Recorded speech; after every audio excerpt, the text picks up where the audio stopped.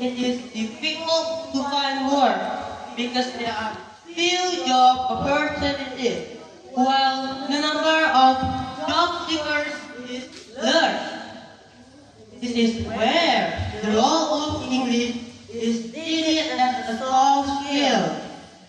For example, someone can become an MC, English teacher or lecturer, English translator, English literature expert, and can even become a guide for foreign tourists who will stop in Bubble.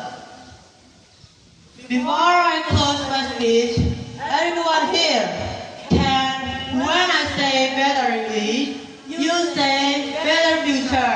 Okay? Okay. Good. Better English. Better future.